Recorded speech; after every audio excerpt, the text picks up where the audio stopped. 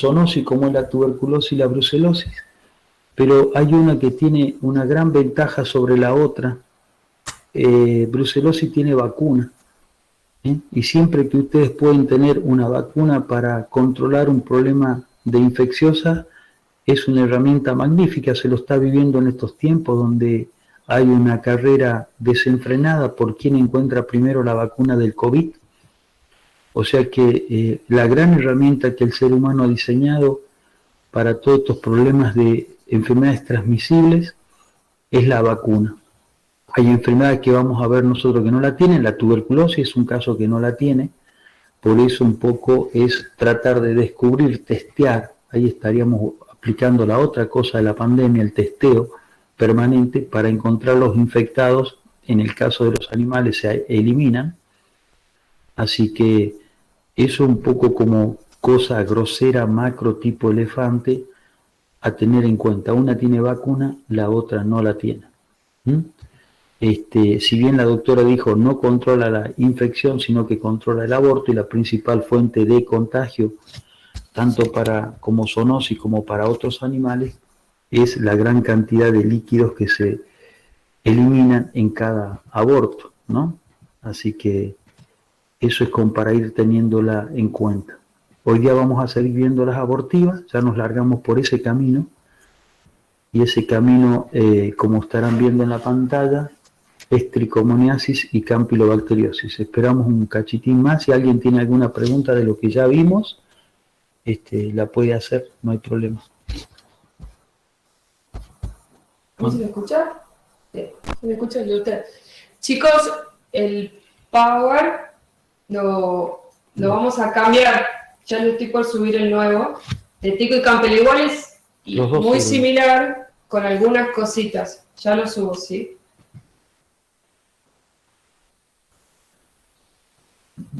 Y ya están al tanto del coloquio, es el jueves a la noche. Ya les voy a informar bien el horario. Yo quería saber si alguno tiene problemas de conectividad a la noche. Que me avisen eso. Ninguno habla. ¿Dónde habilito o deshabilito el micrófono? ¿Quieres cerrar el micrófono? Profe, buen día. ¿Saben en qué horario va a ser? Porque yo a la noche en la casa de mi hermana no me anda el internet, tengo que venir a la veterinaria para saber. En realidad lo planteamos a la noche. Hola, Flor. Gracias. Lo planteamos a la noche en realidad porque sabemos que a la mañana hay como que colapsan. Pero bueno, queremos ver si muchos tienen problemas, se puede buscar otra variante. O a las 7, o sea, yo quiero saber a qué hora tienen clase. Eso es lo que me habían dicho, que a la mañana como que hay más problemas de conectividad, porque hay muchas aulas virtuales usándose simultáneamente, que aconsejaban hacerlo a la tarde o a la noche.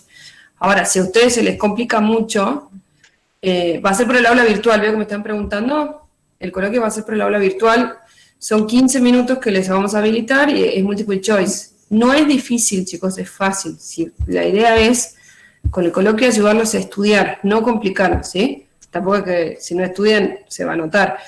Pero es cortito, 15 minutos y listo. Ustedes cursan los jueves, tienen con nosotros, después bioseguridad y después algo más. Producción avícola. A ver qué dice, que tienen otro trabajo práctico a la tarde. ¿Y los lunes, después de nosotros, qué tienen? Nada. ¿Tienen algo? No, no tenemos nada. ¿Prefieren que lo hagamos el lunes, entonces? ¿A la siesta, por ejemplo? ¿Sí? Bueno, si no, háblenlo después y que la delegada que está en el WhatsApp con nosotros nos lo diga, ¿sí? Decidan ustedes. La verdad que con esta modalidad de virtualidad hay que acomodarse a lo que ustedes pueden, a lo que todos pueden, ¿sí? Entonces, si prefieren que sea el lunes a la siesta, lo podemos correr para el lunes a la siesta, ¿sí? Así que háblenlo bien ustedes, ahí veo que me están contestando, pero bueno, son muchos. Me parece que lo mejor es que lo hablen y que la delegada me diga. En mi caso trabajo por la noche, por eso. Bueno, Váyanlo, háblenlo bien, tranquilos, hay tiempo, y me avisa después la delegada en el grupo, y lo de último lo pasamos al lunes a la siesta, ¿sí? No hay problema con eso.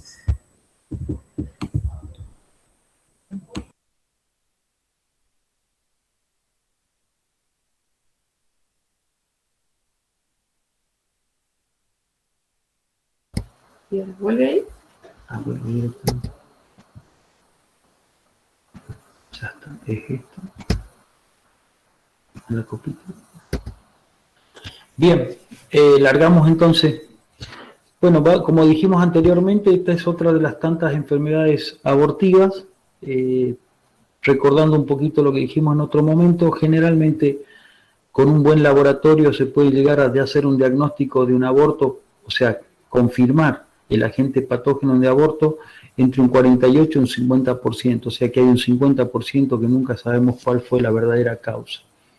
Acá vemos, vamos a ver hoy campilotrichomoniasis, antiguamente llamada la campilobacteriosis, se llama vibriosis. Hay libros viejos, y por ahí entran a leerlos, se llama vibriosis, se llamaba en aquel momento. Hoy se llama campilobacteriosis. Son enfermedades básicamente de transmisión venérea. Eso es lo más importante de estas dos enfermedades. Su patología, su patogenia es bastante parecida entre una y otra, casi que están solapadas. La única forma de llegar a descifrar entre una y otra es a través de los cultivos y de hacer análisis, o sea, toma de muestras y raspajes, ya lo vamos a ver, o sea, confirmar en el diagnóstico con laboratorio, pero en sí, verlas, es muy difícil decir si esto es una trichomoniasis o una campilobacteriosis. Afecta a la productividad de los rodeos, tanto de carne como lo de leche, disminuye básicamente o sea, causa efectos sobre la reproducción, ¿no es cierto?, provocando importantes pérdidas económicas. Vamos a entrar ahora por trichomoniasis bovina.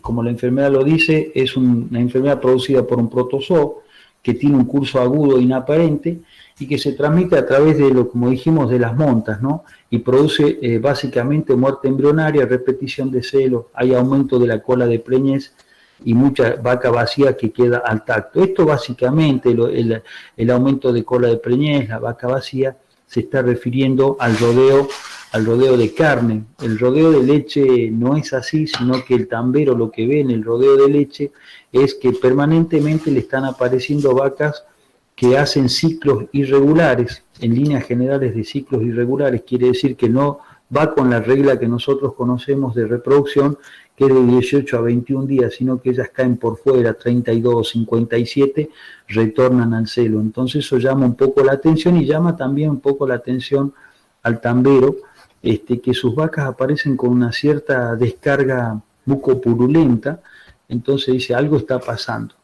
Acuérdense que el tambo tiene reproducción continua, ¿no? Reproducción continua. El rodeo de cría, también hay rodeos de crías que tienen servicios todo el año, en lo cual estas enfermedades, tanto tricomona como cámpilo, son muy difíciles de detectar, porque si llega el animal a montar una cierta inmunidad propia, un autocontrol a través de esa monta de respuesta inmune que provoca. Entonces los rodeos que tienen servicio continuo es muy difícil de encontrar, o sea, darse cuenta más que encontrar se encuentra fácil, darse cuenta el productor de que sus vacas están con un problema de este tipo, ¿no? De una enfermedad venérea transmitida como base por el macho, ¿no? Aunque puede haber hembras también infectadas que contaminan los machos y ahí arranca el macho después contaminando un montón de hembras. La trichomoniasis bovina, los puntos básicos para recordar es que es de transmisión venérea exclusivamente, asintomática, permanente en los toros, ¿no? Y temporaria o autolimitante en las hembras. Esto es, digamos, se lo puse como un cuadro cuando estudien para que lo tengan bien claro. Ya un poco hablé de un poco de qué es lo que sucede, ¿no es cierto? Que es difícil de darse cuenta en rodeos continuos. En el tambo, generalmente el tambero le llama la atención el cambio de comportamiento reproductivo de sus vacas con las descargas vaginales que le llaman la atención y hace la consulta. Y también saben dónde es complicado de verse, en el caso de los rodeos de cría que tienen servicios de 4 a 6 meses con los toros, porque hay mucho tiempo y ya van a ver cómo se desarrolla la enfermedad, también es complicado de verse. El agente etiológico es Trichomonas fetus, es un protozoro, es flagelado, aspecto piriforme, bueno, tiene 3 flagelos anteriores y uno posterior. Esos flagelos que tiene en su cuerpo son los que le permiten, cuando se hace la descarga a nivel de vagina, se introduce luego a útero. Estas son distintas fotos. La epidemiología, esos flagelos son los que le permiten hacer el anclaje donde él va a provocar el daño patológico. La epidemiología tiene una distribución mundial, está estrechamente vinculada, y lo venimos diciendo desde que arrancamos el teórico, con Campylobacter, ¿no? Ahí tienen un poco los números en provincia de Buenos Aires. Hace 6 o 7 años atrás se largó un plan a nivel provincial donde el Estado pagaba todo el costo de laboratorio para tratar de lograr un mayor porcentaje de terneros nacidos vivos de los rodeos de crías, básicamente. El tambero ese se mueve por otro circuito, tiene otros intereses, y generalmente no hay un gran apoyo a la producción de leche, sí un poco a la producción de carne, que es algo que le interesa.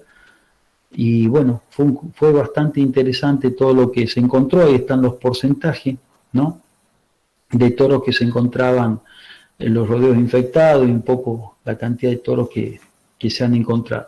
Donde más también hay serios problemas es en La Pampa y en la zona de Córdoba. Cuando éramos estudiantes solíamos salir a algunos campos chicos a hacer raspajes para aprender a hacer el trabajo y un poco los diagnósticos. También tiene una prevalencia bastante importante en estos sectores. Ahora, a medida que el productor es más chico y tiene un menor poder adquisitivo, esta enfermedad hace mucho más, o sea, la enfermedad impacta mucho más, porque generalmente, vuelvo a decir, tienen un rodeo donde el servicio es en forma continua y el tipo no se da cuenta de los problemas que tiene. Y cuando cuando realmente le salta el problema es porque ya lo está tapando el agua, ¿no? Y ahí es cuando llaman generalmente al veterinario. Lo que pasa es que cuando usted lo está tapando el agua y van y hacen el control, resulta que le da el 80% de los toros están infectados con una enfermedad venérea. Entonces, digamos, los tratamientos que hay no son los mejores. Vamos a hablar algo de los tratamientos, pero es así. Entonces, la principal vía de transmisión en este caso es la venérea. A partir de toros infectados mayores de 3 años, se aloja generalmente las criptas prepuciales. Tanto el macho es asintomático, no tiene no se ve grandes problemas. La hembra sí se la ve por las descargas que decíamos. El impacto económico lo venimos diciendo, hay falla de servicio, una vaca infectada está sujeta presente a muertes precoces de los embriones, los abortos, la piómetra, la infertilidad es transitoria. Hay una eliminación de hembras vacías y toros positivos. Es el costo económico más que importante, y un poco los costos profesionales que también tenemos, ¿no? La patogenia. El parásito es depositado en la mucosa vaginal. Ahí produce la adhesión, que se inicia mediante los flagelos que habíamos hablado, anterior y posterior, ¿no es cierto? Y luego ese flagelo está continuo a su soma. Ese complejo molecular tiene, ese cuerpito, tiene una adhesina que es la TF190, ubicada en la superficie de Trichomonas fetus, y que también favorece la adhesión y la citotoxicidad hacia las células del hospedador.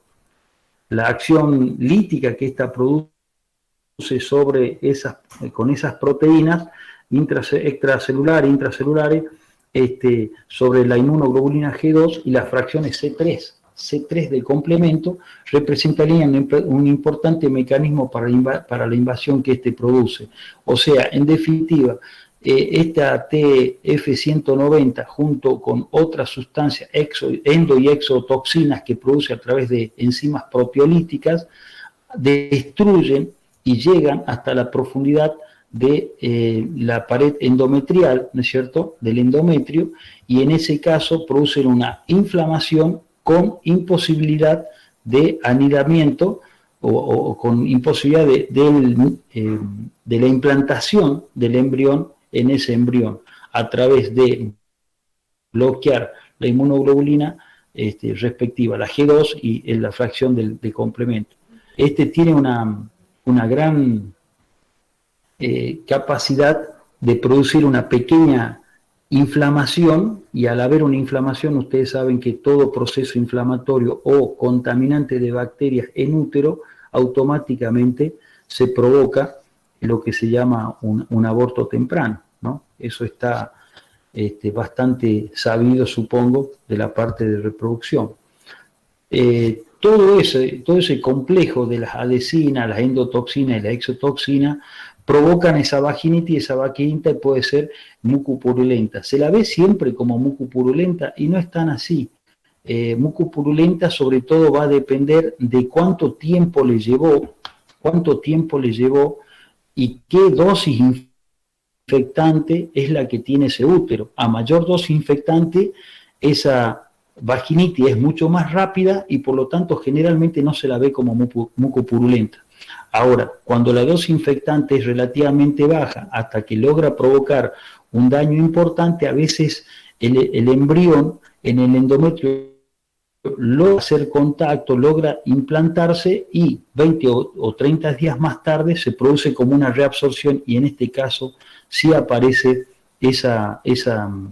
digamos, la eliminación de esa sustancia mucopurulenta por vagina. ¿Sí? O sea que depende un poco también de la dosis infectante. Y ya vamos a ver, dijimos ahí recién que el macho era asintomático, y dentro de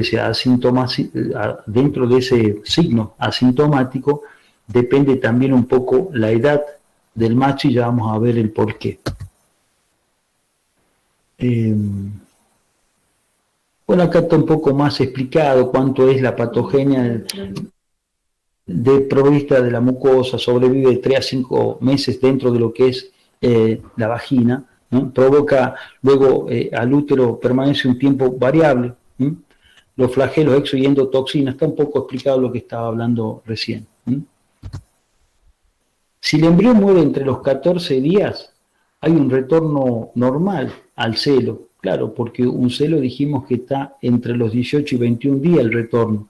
Si el embrión muere entre los 14 y los 30 días, hay un retorno al celo entre los 27 y 52 días, que es generalmente lo que ve el tambero, ¿no? El tambero lo que ve es ese problema de distancia entre celos en las vacas, y empieza a haber un poco también, porque ahí sí es dosis dependiente, infectante, sí se empieza a ver un poco esa descarga mucopurulenta que estábamos hablando anteriormente, que es lo que le llama la atención al hombre del tambo. Después de 2 a 3 servicios, ahí está un poco, la hembra monta una inmunidad y el parásito sale del útero y se queda en vagina. En vagina, ¿cuánto tiempo puede estar? Y en vagina puede estar de 2 a 8 meses. A veces algunas hembras, dependiendo de la dosis infectante, pueden llegar a estar hasta 1 año. Por lo tanto, esa hembra vacía, si queda en el campo, al año siguiente puede ser la infectante de nuevos toros. Así que es importante ese tema. Generalmente en el caso de cría, ustedes lo saben por manejo, ya han tenido la materia de manejo, la vaca vacía, en el caso de carne, generalmente se eliminan, ¿no? Dependiendo un poco las cantidades. Si me sale el 50% preñado, el 50% vacío, no me puedo tomar ese lujo de eliminar el 50% del rodeo, me quedo sin rodeo para poder seguir trabajando. En ese caso habrá que ponerse a estudiar un poco el caso. Tengo tantas vacas vacías. Sin embargo, conozco un campo del año pasado que tuvo una preñez del 47%, donde los toros estaban controlados y todo. Ahí pasó el problema. Ahí en ese caso el problema, ¿cuál fue? el problema más crítico que tenemos todos se llama comida. Generalmente la vaca para preñarse tiene que comer, ¿eh?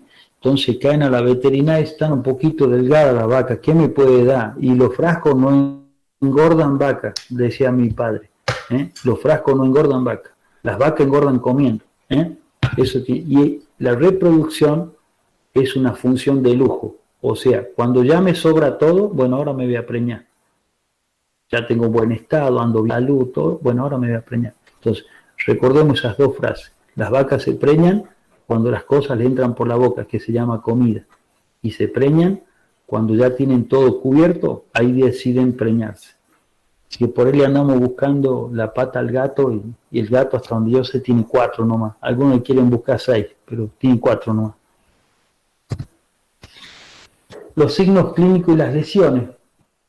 Dijimos que el macho tiene signos inaparentes, por lo tanto en el macho no nos vamos a dar cuenta de nada, salvo que nos pongamos a estudiar el caso.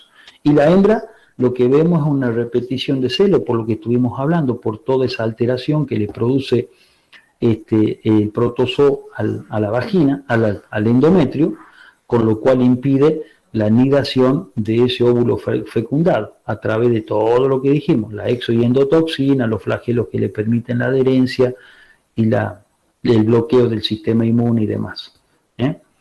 Hay secreción vaginal que es mucopurulenta y puede haber piómetra. Piómetra suele darse generalmente, las piómetras y las descargas mucopurulentas generalmente están asociadas con dosis infectantes bajas, lo cual necesita un mayor tiempo para producir la lesión, cuando ya el embrión está implantado. Entonces, al implantarse el embrión, lógico, hay un cuerpo extraño muerto, tiene que sacarlo, eso genera una contaminación, esa contaminación está relacionada con la descarga mucopurulenta, y cuando hemos tenido casos confirmadas por laboratorio de abortos de tricomona de 7 meses. Voy a decir, pero ¿cómo que no me dijo que es en mi primera etapa? Sí, pero en este caso apareció recién a los 7 meses, confirmada por laboratorio, o sea que no nos quedaron dudas de que haya habido un problema de tricomona. Cuando empezamos a estudiar el caso, resulta que el vecino, no tenemos los alambres en buenas condiciones, y un toro del vecino entró a hacer los servicios en un grupo de vaquillonas. Entre esta, habíamos tenido aborto, pero esta fue un aborto muy tardío, lo que hicimos estudiar, y cuando no lo que era una tricomona. Eso suele suceder. El aborto en el primer tercio de gestación, en líneas generales, esto es biología, en líneas generales se produce en el primer tercio de gestación, vuelvo a repetir por 10ª vez, que depende de la dosis infectante. Si la dosis infectante es baja, el sistema inmune de la vaca es medianamente bueno, hasta que agarre niveles de multiplicación en el endometrio, ese aborto puede estar un poco más tardío, hablemos de en el mes 5, en el mes 6. La otra cosa que nos llama la atención, en el caso de cría, está esto: hay un alto aumento de hembras vacías, preñeces chicas al tacto con una larga cola de parición. Yo hoy no tengo el pizarrón, lo cual me mata. Sí se puede hacer. A ver, generalmente ustedes conocen que la aparición tiene cabeza, cuerpo y cola, creo, ¿no? Vamos a ver acá con la magia cibernética. ¿Saben de eso? ¿Lo que está hablando? Ese es el servicio estacionado. Sí, profe, eso vimos en intro. Bien. Pues, bien. ¿Lo saben? ¿Lo tienen claro? Bueno, listo. Ahora vamos el dibujito. Si no, si lo tienen claro, o es claro para Pablo Peralta nomás. El resto no sabe.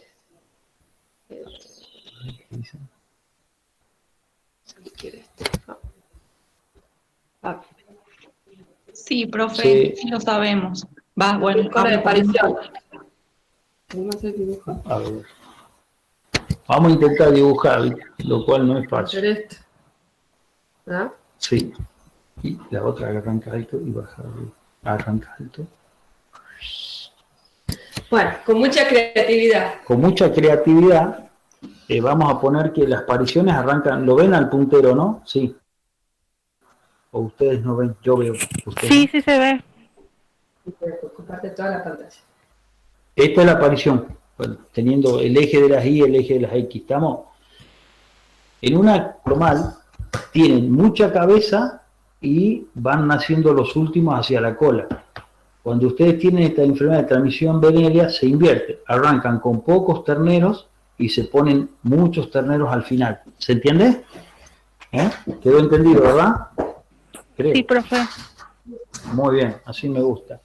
Bueno, ahora parate que eso es siempre y cuando tengan el servicio estacionado. Si no lo tienen estacionado, ni Mandinga le va a descubrir el problema. Vuelvo de nuevo a la presentación. Sí, ahí está. Vamos adelante. Bueno, pasa que hay promociones que vinieron más preparadas que otras, no sé, capaz que vamos mejorando también un poco la parte didáctica. ¿Qué podemos encontrar? Placentitis con desprendimiento de placenta y muerte fetal. Esto ya dijimos que es más cuando, digamos, la infección tardó más tiempo en provocar el daño que realmente corresponde, entonces podemos llegar a ver a veces placenta y muertes fetales, ¿no es cierto?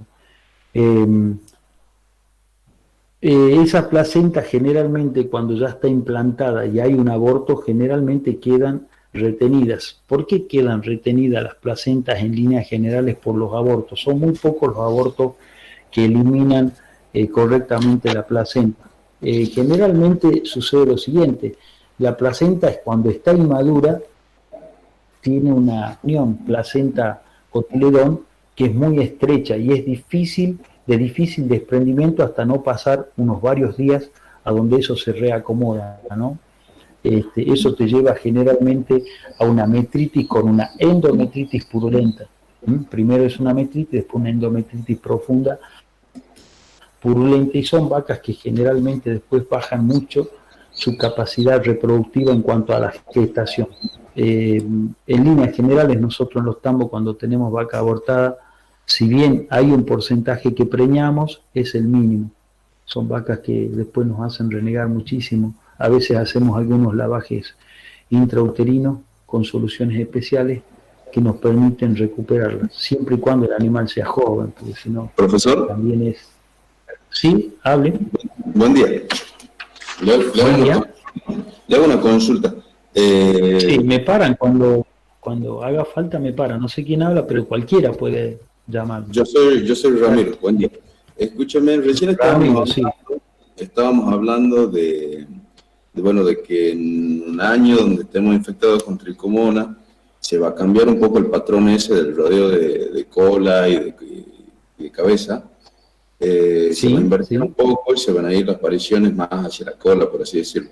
Eso en un servicio estacionado, o sea que en un tambo que se hace un servicio más continuo no sería muy aplicable esto, o sea, no se lo vería tan así. Buena pregunta, Ramiro, porque tiene la misma duda, nada más que vos preguntas y yo que acá ya. Bueno, sí, en tambo, ¿qué pasa, Ramiro? Pasa que en tambo, el tipo no te olvide que a la vaca la ve a la mañana y a la tarde todos los días, y las conoce a todas. Entonces, ¿qué pasa? El tambero te empieza a decir, doctor, usted sabe que hubo unas descargas en vacas que ya han parido hace 80, 90 días. ¿Por qué hay descargas? Si la vaca esa quedó bien al parto. Empieza a llamarle la atención ese tipo de cosas, ¿viste? Entonces ya depende un poco de tu gente de trabajo, del equipo de trabajo que tienes en el tambo. Empiezan a decirte que hay vacas que ya llevan 100 días de haber parido, no habían tenido problema en el parto y que ahora se le ve una descarga mucopurulenta. Entonces eso, y a su vez, generalmente el caso que yo conozco, les puedo contar un caso. Resulta que había un tambero que debe haber tenido 60 vacas. Él daba contra un río. Tenía su finquita y una parte de la finca daba al río. Alguna vez le entró un toro criollo, no sabe de dónde, y de repente empezó una tormenta de abortos y vacas que le repetían. Cuando logramos capturar el animal que era de afuera, lo raspamos y a su vez mandamos los fetos al laboratorio. Una poderosa tricomona le trajo el muchacho al tambo. Se da cuenta al toque, o sea, él se dio cuenta ahí de haber pasado el toro a los 45 días, estábamos envueltos en llamas, con los abortos, las metritis y demás cosas, ¿no? Gracias a Dios que se pudo resolver el caso, pero fue un toro externo. Eso también es un dato que generalmente el tambero lo tiene bien claro. Entró el toro del vecino, si tuvo una semana, tuvo 4 días, me sirvió 5 vacas, 2 vacas. Es un control más exhaustivo en el tambo, están muy encima de los animales. La vaca de cría, te imaginas, en el norte es a monte o en potreros que tienen 300, 400 hectáreas. De todas formas, cuando tu puestero es un tipo que realmente anda detrás de las vacas, lo primero que te dice, usted sabe que andan los toros ya cansados de servir las vacas. Y vacas que yo veo, ellos memorizan algunas, no todas de las 400. Dice, yo esa vaca ya le he visto que le he hecho un servicio y ahora la está sirviendo de nuevo. Es algo que te va a hacer abrir los ojos, algo está pasando ahí. ¿Se entiende, Ramiro? No, pero, o sea, en el tambo dependeríamos de si el tambero es observador o no. Exacto, sí. Si te das cuenta, ¿no? De todas formas, el tambero es un tipo que, vuelvo a decirte, las ve mañana y tarde, y él es muy rutinario, a tal hora ordeño, a tal hora hago esto, a tal hora. Entonces, cuando él ve que los animales están saliendo de esa rutina, ya te llama la atención y te hace la consulta. La consulta o te llama, ¿se entiende? Sí, y otra consulta. Es muy rutinario el tambo. Otra consulta que me había quedado de la diapo pasada es, ¿sí? ¿por qué retenían, cuál era el fundamento del por qué retenían las placentas? Las placentas, Ramiro, siempre que hay un aborto, es algo muy puntual de enfermedades, no retienen la placenta porque está inmadura. Bien. Una placenta inmadura tiene una unión placentaria muy estrecha que cuesta producir, aparte hay una inflamación. Vos sabés que si hay una inflamación difícilmente puedas desprender algo, ¿no es cierto? Entonces, sí. Todo eso hace que la inmadurez de la unión, que es muy estrecha, la inflamación y la inmadurez de la placenta hacen que vos tengas una retención. Y te digo, muchas veces los empleados las traccionan y cuando las traccionan hacen unas hemorragias brutas adentro en los cotiledones y te imaginas, ya tenés bacterias naturales porque tenés el cervix abierto, tenés sangre, bueno, se hacen una fiesta de oro y espuma, las bacterias ahí adentro, terminás con piómetras crónicas, un desastre. Por eso no hay que traccionar, hay que esperar que madure, no hay otra forma de sacarlas. ¿Ah? Entonces hay que sacarle la idea y el concepto que es la tracción esa no es buena. Incluso puede dar vuelta al útero, ¿no? En algunos casos. ¿Quedó clarito ahí? Gracias, sí. O por lo menos lo aclaramos. Bien, perfecto. Seguimos entonces. Bien, el macho. Salvo, digamos, la permanente monta del macho que al tipo le dice, o sea, consulta y dice, usted sabe que los toros yo lo veo que le dan, ya llevamos 2 meses y seguimos al mismo ritmo que el primer día, cuando eso no es normal. Lo normal es que los primeros días trabajen mucho y hacia el final trabajen poco. Lo mismo que sucede con la cabeza, cuerpo y cola de la aparición. Por eso copia lo mismo. Aquí no estamos inventando nada. Entonces, las permanentes montas ya es una de las cosas con las cuales llama la atención.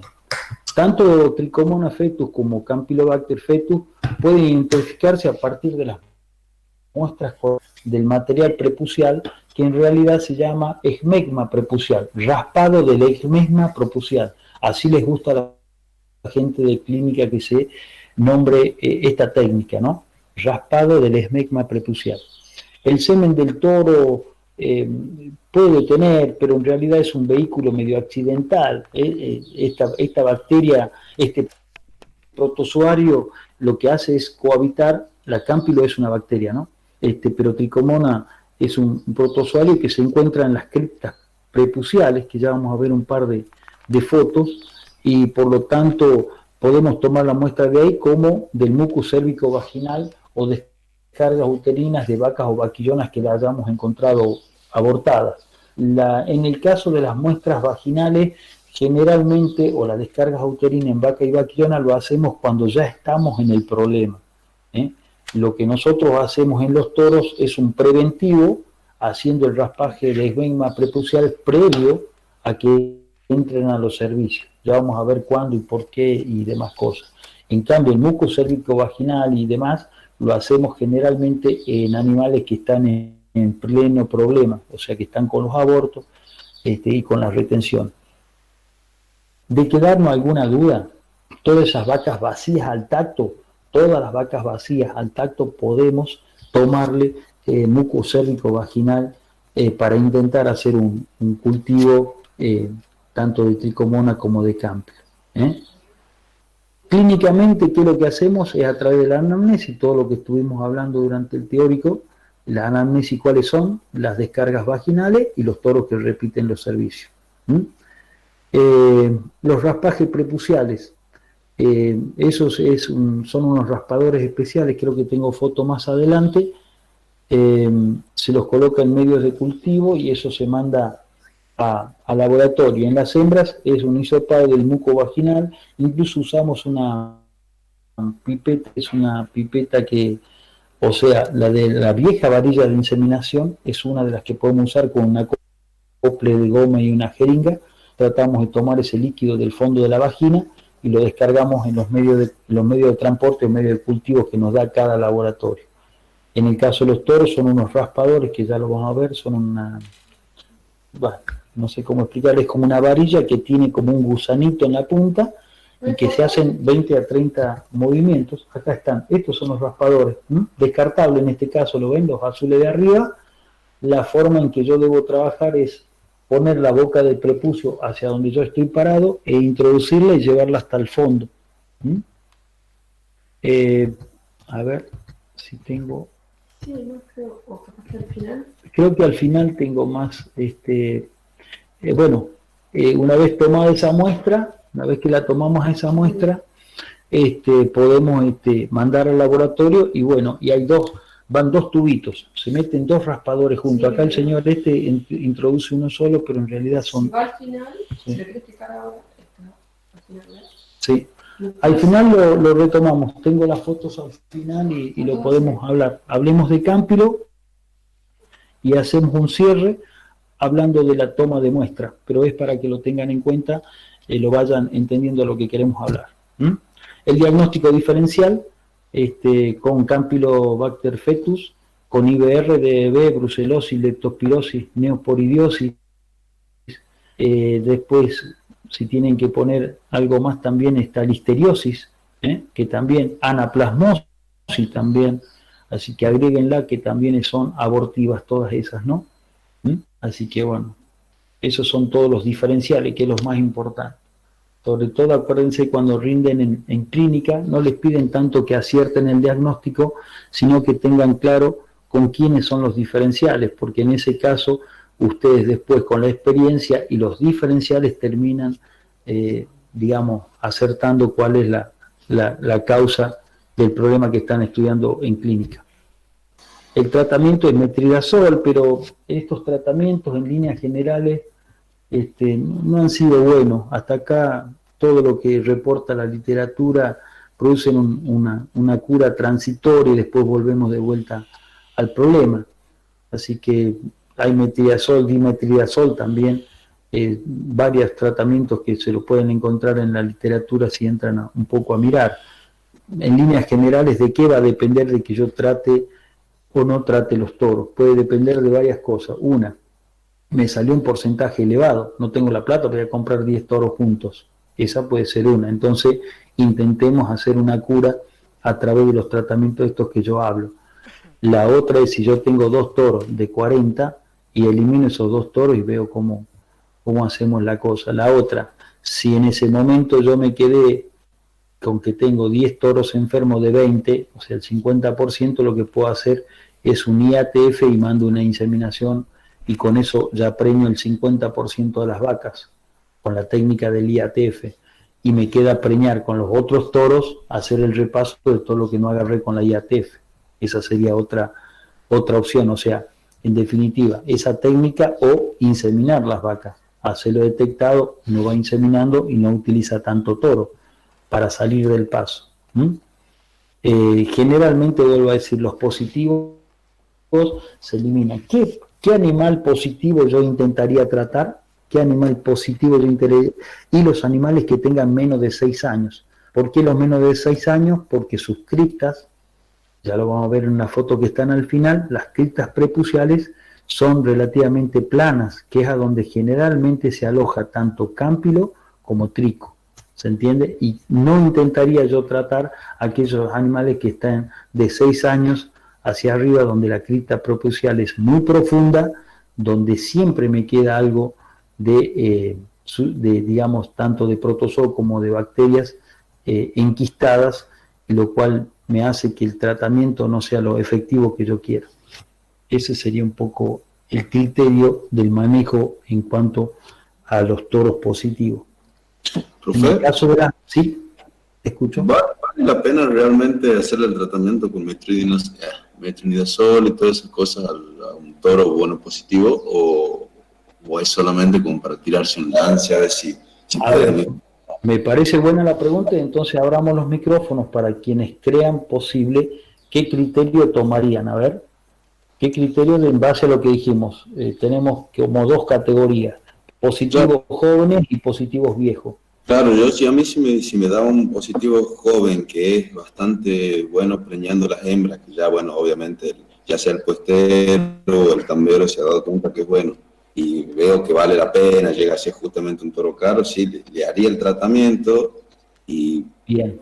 haría inseminación por aparte como para que el toro no me esté sirviendo hembras, pero la pregunta mía era justamente si es efectivo, es muy efectivo el metronidazol o no. No, por eso tiene comportamiento errático, pero bueno, a veces las situaciones, vuelvo a decir, chicos, a veces en nuestra carrera por ahí pretendemos ir a un congreso y escuchar una charla y que nos den una receta, pero para eso colgarla en internet la receta y ya para qué vamos al congreso, ¿se entiende? O sea, todo tiene un análisis puntual del campo, si la gente sirve, si el toro realmente tiene un valor genético importante. O sea, una decisión se toma en base a mucha información. No, es positivo. Pero una sola información la que me estás dando. Es positivo. Bueno, ¿cuáles son las posibilidades de que yo pueda comprar otro? Ninguna. Bueno, listo, veamos cómo, ¿me entiendes? O sea, tiene todo un correlato tomar una decisión de quedarme, tratar o eliminar. ¿Se entiende lo que estoy queriendo transmitir, verdad? O sea, no hay una receta. No, todo lo positivo tiene que eliminar, todos los negativos se tienen que quedar. Todo depende de la circunstancia, el momento, el campo, la gente que tiene el campo también es más que importante. A veces uno tiene una idea, pero la gente no se adapta a lo que uno quiere. Ese es el problema. Entonces, contestando y digamos, ajustando lo que queremos decir. Los tratamientos son efectivos, en algunos toros sí, en otros no. Entonces, ¿vale la pena jugarse? Sí, porque amigos, tengo de los 40 toros, tengo 20 enfermos, y de los 20 enfermos, 10 que son jóvenes. Bueno, listo, trabajemos sobre esto. Los 10 que me quedan ahí jóvenes, el resto no los tratemos. Por ejemplo, sería un caso, ¿verdad? Entonces, ese es el criterio que quiero que les... ¿Sí? ¿Es aplicable para hembra también este tratamiento? ¿Para alguna hembra? En la hembra lo que tiene es que ella tiene una respuesta inmune bastante sólida. Yo te diría que las hembras un poco, me quedaría con el concepto de que las hembras que tienen 2, 3 partos hacia abajo trataría de retenerlas. Hay unas vacunas en el mercado de resultado incierto, esas hembras generalmente después de un año logran hacer un control inmunitario de su propia enfermedad. Son muy pocas las que superan la enfermedad por arriba del año. O sea que a la próxima campaña prácticamente te diría que no debe estar la enfermedad, un poco apoyado en doble vacunación, que es de comportamiento incierto, más haber limpiado los toros, casi que yo te diría que el problema tendría que estar más que controlado. ¿Se entiende? Sí, se entiende. Generalmente eso, Ramiro el que me está hablando, ¿no? O no sé quién es. Ramiro, ok. Ramiro, lo que sucede es que la vaca muy grande y que te presentó problemas, y yo no me la quedaría. Yo no me la quedaría porque su sistema inmune también está desgastado. Por lo tanto, digo, ¿esta se habrá cubierto o no se habrá cubierto? O sea, ¿habrá una buena respuesta o no para quedármela? ¿Se entiende? Me jugaría a dejar las más jóvenes. Ese sería otro criterio con respecto a las hembras, ¿no? ¿Se entiende? Ok. Seguimos. Campylobacteriosis. Es una enfermedad infecciosa de curso agudo inaparente que se transmite por la cubrición, o sea, es una enfermedad venera y provoca trastornos reproductivos. Como ven, las dos son muy parecidas, ¿no? Muy, muy parecidas. Es una bacteria gram negativa, no capsulada ni esporulada. Y también tiene flagelos polares, ¿ah? ¿Estamos de acuerdo? Y aquí está Campylobacter fectus, subespecie fectus, y Campylobacter fectus, subespecies veneralis. La veneralis está más relacionada con los abortos, tormentas de aborto en ovinos, ¿estamos? En los ovinos. Tiene una distribución igual que la anterior, está estrechamente relacionada con tricomona, por eso las damos en forma paralela y en el mismo teórico para no separarlas, porque son casi solapadas, hasta en su signología clínica, les diría yo, y que también a la hora de tomar la muestra se hacen en forma conjunta, o sea que tienen, son primas hermanas, si le quieren llamar. ¿Estamos de acuerdo? Entonces la patogenia, bueno, distribución mundial, lo anterior, y está por todos lados. Está en los tambos, en los sistemas productivos de carne y demás. La patogenia. No es parásito, hay un error ahí. Hay un error que no es parásito. No es parásito, sí, es una bacteria. ¿Estamos? Está depositada en la mucosa vaginal y después de 4 a 6 días pasa al útero y al oviducto y permanece en el útero más o menos por 2 meses. Ahí tiene una serie de enzimas que despolarizan el mucus y producen una metritis, porque esa despolarización del mucus lo que hace es bajar la tensión de oxígeno. Al bajar esa tensión de oxígeno, el huevo, que necesita una buena cantidad de oxígeno a la hora de anidar, la complica. A eso lo complica con la despolarización de ese muco a través de ciertas sustancias y enzimas que producen la metritis, ¿no? Una vez que ella pasa esos 2 meses aproximadamente en útero, y es cuando provoca un poco la respuesta inmune, suele volver a la mucosa cérvico-vaginal por un tiempo y después ya desaparece cuando monta una buena respuesta inmune, que lo hace más o menos entre los 3 y 6 meses posteriores a la infección. Entonces esta es más prematura. La otra tiene un periodo de incubación, no lo dijimos en la anterior, pero tiene un periodo de incubación de 18 a 54 días más o menos, la tricomona, que es un protozoario. Esta, que es una bacteria, tiene un periodo de incubación y de adaptación de 4 a 6 días y permanece en el útero menos tiempo, aproximadamente por 2 meses. ¿Por qué? Porque monta un buen sistema inmune el útero y generalmente la elimina y vuelve a la parte vaginal, ¿no? También tiene problemas en la implantación del embrión por todo lo que dijimos. La signología clínica, lo mismo que la anterior, metritis, endometritis leve. Acá es un poco más leve porque generalmente ella provoca la muerte embrionaria un poco más temprana, ¿no?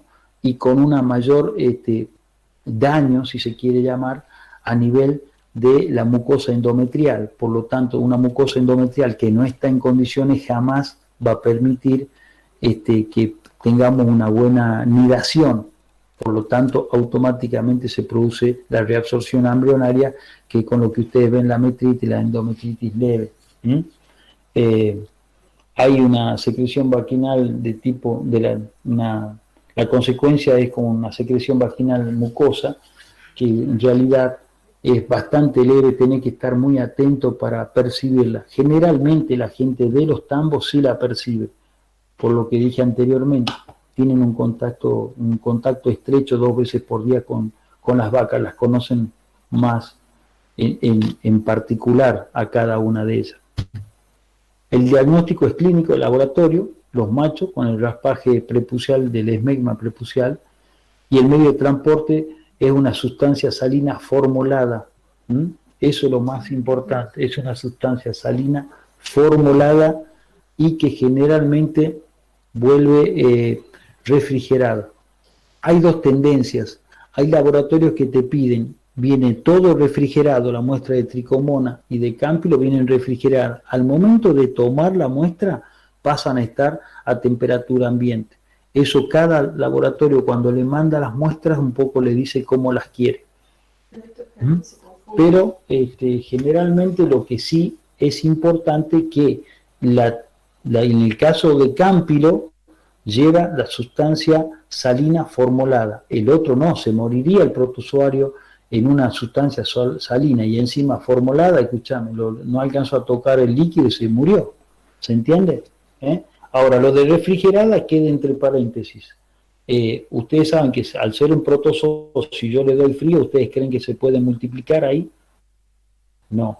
Por lo tanto, vuelven a temperatura ambiente. Hay algunos que me dicen, estos tubos que tienen tapa, por ejemplo, roja, mándamelo a temperatura ambiente, los que tienen tapa verde, me lo mandas refrigerado. Eso un poco lo define en el caso del el laboratorio. Ahí dice que es para inmunofluorescencia. Sí. ¿Por qué? No es para cultivo. No es para cultivo, exacto. Esa es la otra gran diferencia. Nosotros nos manejamos con inmunofluorescencia directa y hoy actualmente con PCR. No estamos en el caso de Cámpilo, estoy hablando, ¿no? Y a su vez, bueno, en las hembras puede hacer un hisopado cévico o vaginal, que también es para cultivo y para inmunofluorescencia directa. Algo que les quiero decir de esto, PCR también. No, que se confunde mucho el diagnóstico, que esto sí lo tienen que saber. Exacto. El diagnóstico es bastante confuso a veces cuando ustedes estudian, después uno lo va aclarando con el tiempo y con el uso, pero acuérdense que uno es una bacteria y que usa un sistema salino formulado y que es para inmunofluorescencia y PCR, que no está puesto ahí, y que puedo sacar tanto del macho como de la hembra esa mucosidad cérvico vaginal para cultivo. El otro tema es que actualmente hay laboratorios que en un solo medio transportan las dos cosas. Creo que el laboratorio de Azul ha desarrollado un solo tubo para las dos cosas. En líneas generales, el 90% o más tienen los dos medios separados. Y el otro caso que quería comentar, es lo siguiente. ¿Qué capacidad diagnóstica tienen estos raspajes de megma prepucial o esta toma de muco cérvico vaginal? Generalmente es muy baja. Tiene un 70% de efectividad de que usted encuentre un toro positivo al raspaje de megma prepucial. Le está quedando ahí un lindo 30%. Por eso los raspajes deben hacerse por lo menos 2 consecutivos negativos para dar un toro negativo a las enfermedades venéreas. ¿Qué quiere decir esto? Que yo en el primer raspaje descubro el 70%, descubro el 20% y ya estoy en el 90%. Y si sigue apareciendo alguno todavía, les diría que hagan un tercer raspaje donde ustedes encuentran un 5% más.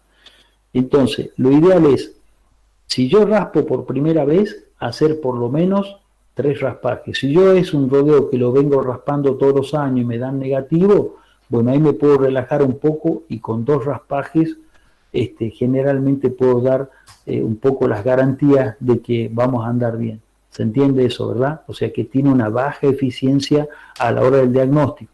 Por lo tanto, un solo raspaje negativo no me dice nada. Tiene que haber por lo menos 2 raspajes. ¿Se entiende? Esto sobre todo lo hablo por el tema de los machos.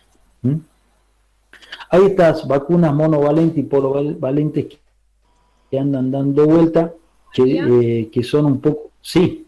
Disculpe, ¿me escuchás? Sí, la escucho. ¿Quién es? Florencia. Florencia, muy bien. El tiempo entre raspaje y raspaje, ¿cuál sería? Si yo hago... Muy bien, muy bien. Me había olvidado eso. El tiempo de raspaje... ¿Qué es preservicio?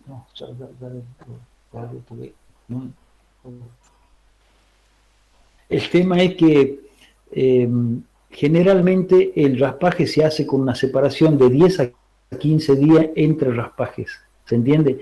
Y generalmente se hace, terminan el servicio, se espera un mes de terminado el servicio y se hace el raspaje. Hay gente que lo hace previo a los servicios.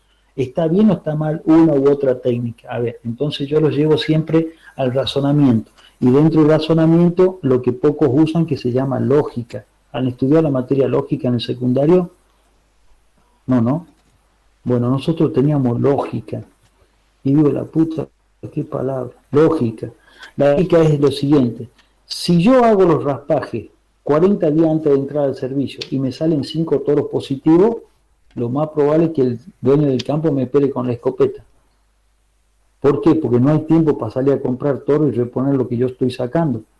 Y si yo tengo que hacer el tratamiento, 45 días no alcanzo ni a volver a raspar después del tratamiento para saber si son positivos o negativos los positivos que estaba tratando. ¿Se entiende? Quedo muy jugado. Ahora, termina el servicio, a los 45 días termino el servicio, yo hago el raspaje, tengo casi 9 meses para chicotear y andar detrás del toro viendo quién se queda, quién se va, a quién trato, a quién no trato. Sobre todo que estamos hablando de que hay que hacer 3 raspajes en el caso de que yo encuentre positivo. ¿Se entiende? Sí. Entonces, ya tenés que raspar, vos nomás ya te comiste casi 2 meses de tiempo. Y ya hay un mes que esperaste para que haga. ¿Por qué espero un mes después de los servicios? Porque las criptas prepuciales se tienen que recargar. Eso no lo hablamos. Se tienen que recargar de protozoarios y de cámpilo. ¿Entienden? Él en el servicio arranca con una alta carga en las primeras vacas, el roce de la mucosa prepucial con la vulvar va sacando los bichos, mirá los bichos, escuchame a mí, péguenme con algo, con la computadora si tienen ahí, va sacando los elementos infecciosos del prepucio y las vacas últimas ya no tienen prácticamente, no se infectan, por decirlo, ¿no es cierto? Ahí está la dosis infectante. Las últimas capaz que ni abortan, logran superar la enfermedad. Entonces, por eso es que hablamos de que a la hora de raspar es después de los servicios, espero un mes y empiezo con los raspajes. Eso va a llevar 2 meses. A su vez, si tengo que tratar a algunos toros, se me va a terminar yendo por allá como a 5 meses. De ahí venderé algunos y tendré que plantear al dueño, che, mira, estos no se recuperaron, hay que ver qué hacen. ¿Se entiende? Sí. ¿Por qué es mejor después del servicio y no antes? Si yo lo hago antes y me sale el problema, y le digo al tipo hay que eliminar la mitad de los toros, me busca con escopeta, ¿o no? Sí. ¿Se entiende? Bueno. ¿Profe? Entonces, ese es el que... Sí, a ver, escucho. Yo tengo una duda en cuanto al diagnóstico. Nosotros en cuanto al toro le hacemos el raspaje prepucial y a la hembra le puedo hacer el hisopado del mucus vaginal, ¿bien? Sí, Esa la puedo mandar en la solución salina formulada para IFEDEO PCR o puedo hacer el cultivo. ¿Así sería? No, se hace PCR o inmunofluorescencia directa, no se cultiva la cámpilo. O sea, no se cultiva. Perfecto. Eso llega al laboratorio, te explico porque sos curioso. Eso llega al laboratorio y las muestras que tomamos, como generalmente el toro patea cuando le mandás baquetas adentro, que son esos cositos azules que mostré, se pone inquieto, tira patada, uno saca el cuerpo, mete la cabeza, ya le metí una patada en la cara. Es bastante complejo el tema. Acá están los distintos raspadores, ¿no? A ver. Ahí está. Ese es un raspador de bronce. Esos son los que uso yo. Ahí está el pene, la punta del pene, el glande, el fornix. Y el fornix el raspador llega hasta el fondo. Bien al fondo tiene que estar, que es donde generalmente se acumulan. ¿Se entiende? Bien. Entonces, me escapé un poco. Esto le quería mostrar. ¿Qué pasa con las muestras? La primera muestra de la izquierda de ustedes es una buena muestra. La segunda tiene semen y la tercera tiene orina. ¿Me entienden? Entonces, yo les pregunto a ustedes y cómo hacen para trabajar con esas muestras. De por sí es una muestra, fíjense que la primera digo que es buena y tiene un pequeño sedimento de barro en la punta. Y les digo que los días de barro que van a raspar salen muestras como la primera de la derecha, que se quieren suicidar más o menos, porque ahí eso después llega al laboratorio, el laboratorio centrifuga y de ese centrifugado es lo que observa tanto cámpilo como trico. A trico la pone en cultivo a 37 grados durante 5 días, se mira todos los días una gotita de esa muestra para ver la presencia de los protozoos y en el caso de cámpilo se hace la inmunofluorescencia directa, hoy PCR, gracias a Dios. ¿Se entiende? Entonces la muestra muchas veces llega en condiciones realmente totalmente alteradas, los tipos se quieren matar. Me ha pasado de sacar 40, 45 muestras de toros y algunos toros son muy complicados, son muy nerviosos, temperamentales, y la verdad es que uno ahí meterse, agacharse ahí abajo, te produce cierto miedo, ¿no? Ya alguna vez alguno me noqueó, por no hacerle atar la pata, confía en que digo, no, si se va a portar bien, y no alcancé a meter el raspado, pego en la punta de la pera, seco el veterinario. Les digo esto porque a veces uno por no querer, pues les incómodo, empiezan a patear, quedan doloridos. Por no hacer eso, me terminó pasando esto. Así que bueno, entonces, a ver, no sé por qué, Profe, no sé qué le pasó a la foto. Bueno, una pregunta. ¿sí? Ana le habla. Yo le quería preguntar, Ana, ustedes a ver. que no se hace en los toros antes del servicio del rapaje, pero Sí. digamos, es más conveniente, pero se puede decir que es mínima la cantidad de vacas que sí van a dar positivo aunque la prueba se haga después, o sea, la consecuencia, digamos, es mínima de vacas. A ver, ahí estamos. O sea, Yo lo que propongo es que si hay toros positivos, te tomo. se da cuenta después, obviamente, Sí. y esos toros van a infectar a cierta cantidad de vacas. Claro, si vos tienes toros positivos y mandas a servicio, vos vas a tener un montón de vacas positivas. Te tomo medio entrecortado, vamos de vuelta. Podemos raspar en dos momentos. Terminados los servicios, ¿no es cierto? Esperamos 40, 45 días y empezamos a trabajar con los toros para dejarlos ya para la próxima temporada. Generalmente eso no sucede. A nosotros nos llaman 2 meses antes de los servicios a raspar los toros. Generalmente, ¿quién trabaja así 60 días antes de arrancar los servicios? Generalmente los campos de crías que son muy ordenados. Ellos están ordenados, vienen chequeando hace tiempo sus toros, por lo tanto, se juegan a que no puede salir ningún positivo. ¿Se entiende? Entonces ese sí trabaja 2 meses antes de los servicios, pero el que no conoce, no se sabe cómo está esto, lo ideal es que lo hagamos. Terminados los servicios, 45 o 60 días más tarde, empezamos a raspar y ver cómo está la situación de ese rodeo. Cuando ustedes ya tienen un rodeo que lo controlan hace varios años y que están negativos, generalmente hasta se toman la atribución porque no incorporan toros o se llama rodeo cerrado, se autorreponen los toros, generalmente hacen un solo control de raspado, que tiene que ser negativo, por supuesto. Si hay un positivo hay que volver todo para atrás. ¿Se entiende? Sí. Incluso cuando tienen positivos, ustedes tienen positivos, ese positivo se le hace, lo tratamos, y voy a decir, pero está curado, ¿será que se curó? Bueno, entonces ese animal que era positivo se trató, dio el raspaje negativo, 30 días más tarde se le hace otro raspaje para que vuelva a repetir negativo, porque a veces se vuelve a positivizar. Ese es el problema de esos toros que son positivos. ¿Se entiende? Un poco, no sé, Ana, creo que eras vos la que preguntaba, en el caso de las hembras positivas es porque vos no chequeaste los toros. Acá estamos hablando cómo prevenimos. Ahora, si yo ya estoy en el baile y hay que bailar con esto, tenemos la opción de la vacuna esta monoclonal o polivalente de resultados inciertos. Hay gente que habla muy bien y hay gente que dice no sirve para nada. De todas formas, andar jugando con una enfermedad infecciosa de tipo abortiva en un rodeo de carne, donde la misión de un rodeo de carne, ¿cuál es? Producir ternero. Por lo tanto, no puedo andar macaneando. Capaz que en un tambo me puedo dar el lujo, porque dentro de todo la vaca, bueno, le pongo la vacuna, la controlo una a una, veo qué es lo que sucede, raspo el toro, me juego a que la puedo corregir. En el caso de la carne, es lapidario cuando ustedes van a la cosecha de ternero y no hay ternero. ¿Sí? Domingo. Bien, ¿sí? Hola, buen día. Sí, buen día. Yo tengo una pregunta con los toros. Sí. O sea, si el toro la presenta la Hace un ruido, no sé si es tu computadora o la mía. A ver, dale. ¿Me escucha mejor ahí o no? Sí. O sea, en los toros como si se da asintomática, subclínica, la enfermedad.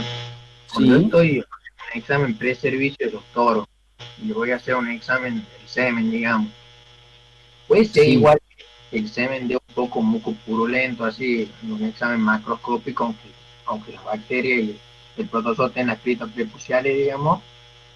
En esta enfermedad, tanto la cámpilo como trico, prácticamente el semen, si bien puede tener un contenido de estos dos agentes infecciosos, es muy escaso, prácticamente nulo, te diría yo, ¿no?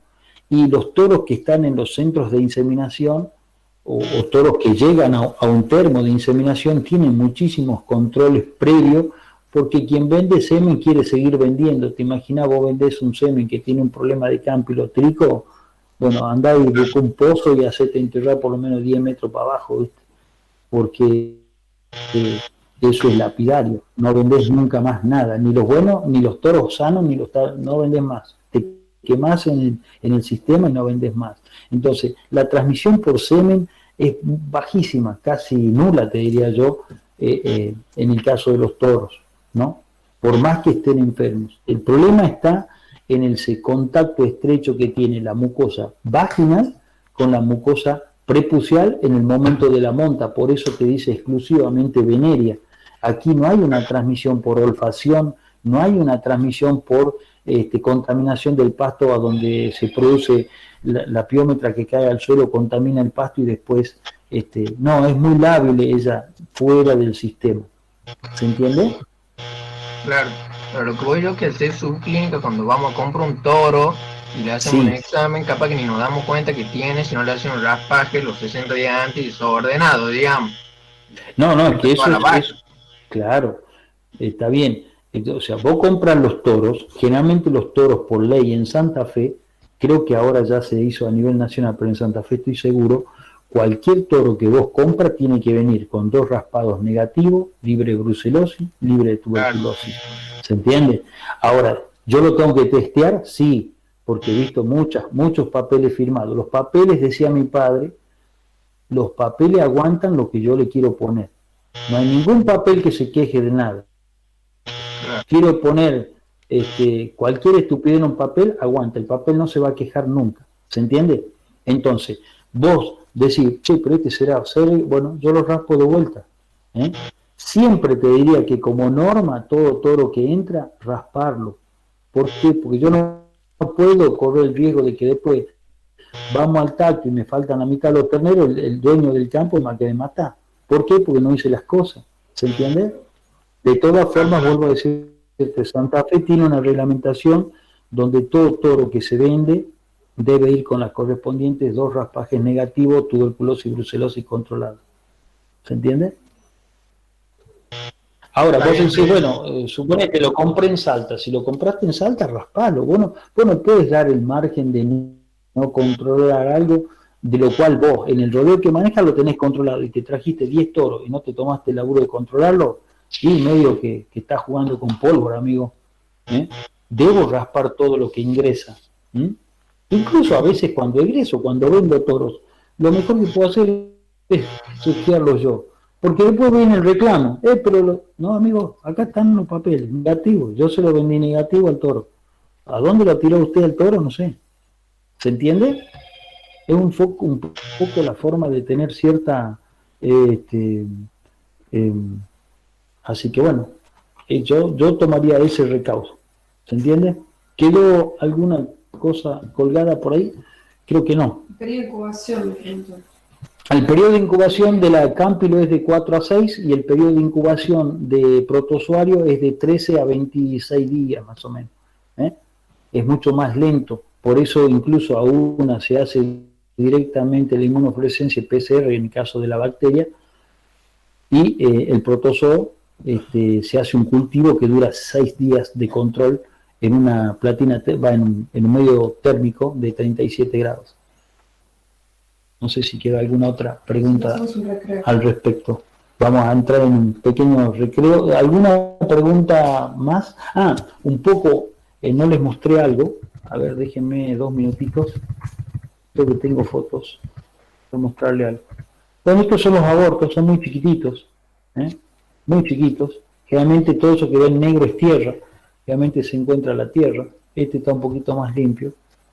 Fíjense, son fetitos. Estos pueden llegar a tener, en el mejor de los casos, 60 días. Y esto es lo que un poco le quería mostrar, la mucosa prepucial. Fíjense lo que es arriba donde dice toros de 24 meses. Este es un corte histopatológico, ¿verdad? Es un corte de histología. Fíjense que las mucosas están perfectamente pavimentadas, rectas, no hay problema. Fíjense lo que sucede en el toro de 8 años, la profundidad que tienen las criptas. No sé si se ve la flechita mía ahora, no sé si el puntero está andando o no. ¿Se ve? Entonces, ustedes cuando tratan un animal por arriba de los 6 años, lo más probable que el toro le puede dar negativo en ese raspaje que hacen. Vienen positivos, pasan a negativo por el tratamiento. Pero si ustedes lo vuelven a raspar de ahí a unos 3-4 meses más adelante, es probable que se vuelva a ser positivo. No llegan bien los productos a tanta profundidad. ¿Se entiende? O sea, es bastante complejo tratar toros mayores de 6 años. Yo diría, puedo jugarme a no reponer tantos toros tratando los menores de 6 años. Eso es lo que se puede hacer. Y acuérdense, la vacuna es monovalente, polivalente, de resultados medio inciertos. Si yo ya estoy con el problema, estoy muy sobre la hora y podría hacer una doble dosis separada por 20 días y que los toros en general sean negativos, me puedo jugar a que la cosa marche, ¿no? Sabiendo que los resultados por ahí pueden agarrar para cualquier lado. Bueno, acá tengo una foto. Fíjense que uno trabaja totalmente agachado. Tiene los 2 raspadores. Fíjense que el pibe lo tiene los 2 raspadores, lo que yo le decía. Fíjense el riesgo de la pata que está ahí. La pata esta está atada. Si la ven, tiene la pata atada. Uno se mete ahí abajo, está atento a lo que está haciendo acá adelante y la pata viene de atrás como garrote, ¿no? Ahí ya introdujo todo el raspador y está haciendo los movimientos. Este es otro método, no se está usando, hay gente del INTA que un poco lo patrocina, sobre todo este método es un lavaje que se hace con esa solución salina, es un lavaje que se hace, se cierra la punta del prepucio y se descargan 100 mililitros más o menos de esa solución salina y se hacen unos masajes en el fondo. Generalmente, fíjense, este toro es de leche, un toro manso, generalmente se quedan tranquilos, si no se le puede hacer una pequeña sedación y se hace una serie de movimientos prepuciales ahí adentro, como enjuagando todo eso adentro y se lo recoge, ¿no? Lo pueden hacer también con la pera de goma, donde introducen, lo que está arriba es una vaina caso, fíjense en la primera foto de la izquierda, tiene una jeringa, un conector de goma, introduce hasta el fondo y tratan de aspirar sustancias del fondo. Algunos que hacen, descargan 5 centímetros de solución fisiológica y luego aspiran a través de la pipeta toda esa sustancia. Lo pueden hacer con la pera de goma, con la jeringa, son distintas técnicas. También sirven, pero nosotros por una cuestión práctica nos manejamos con los raspadores.